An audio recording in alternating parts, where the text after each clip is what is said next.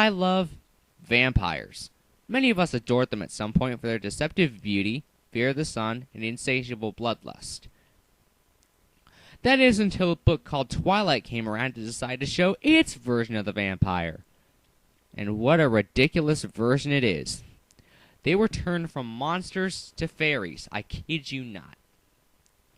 Before Twilight came around, vampires drank the blood of humans with their long fangs, died in the sunlight, and had little to no feelings for humans.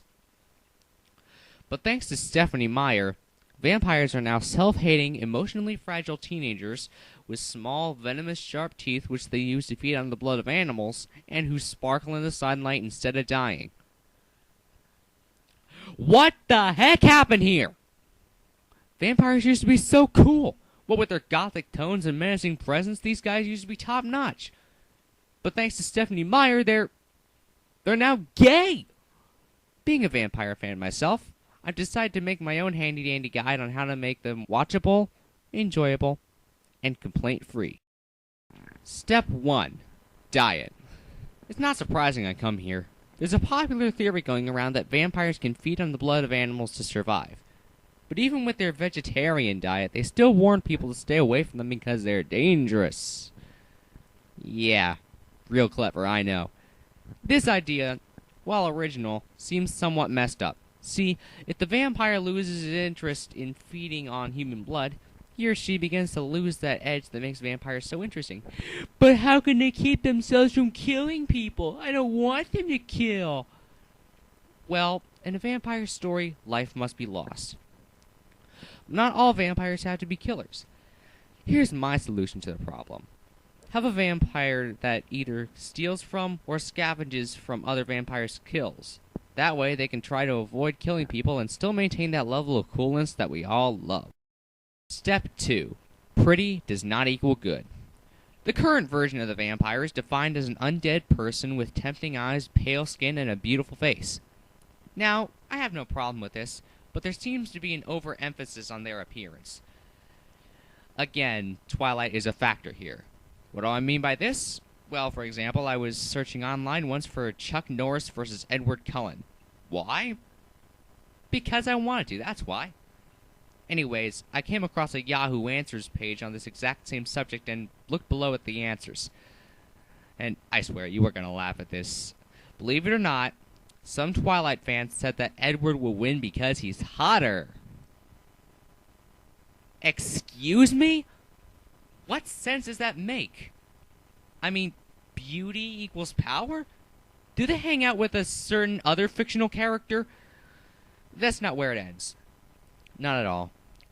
See, I've done research on Twilight and learned that the main thing pretty much every chapter talks about is how beautiful and perfect Eddie is.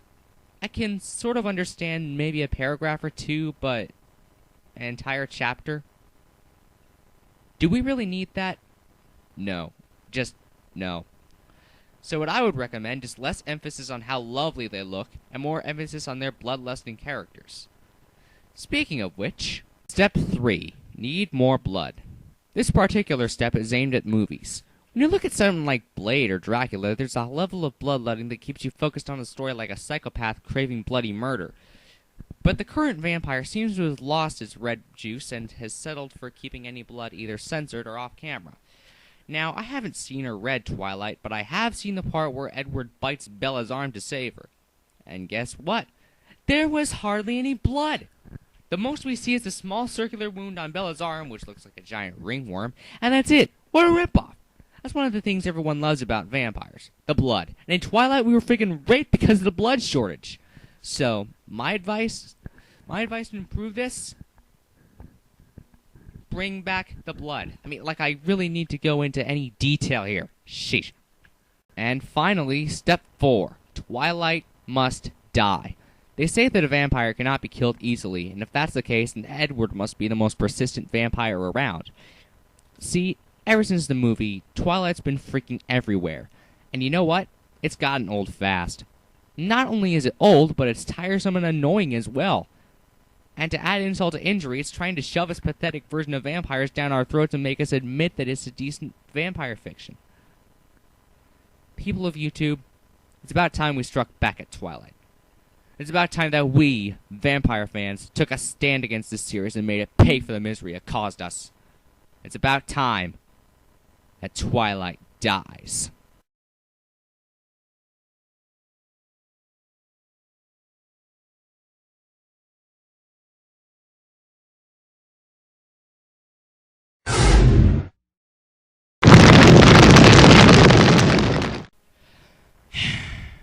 And so it ends. A handy-dandy guide to making vampires watchable, enjoyable, and complaint-free. If you like this video, please leave a comment, rating, and/or video response. And of course, if you didn't like this video, kiss it. I'm Razor9350, and I'll be seeing you later.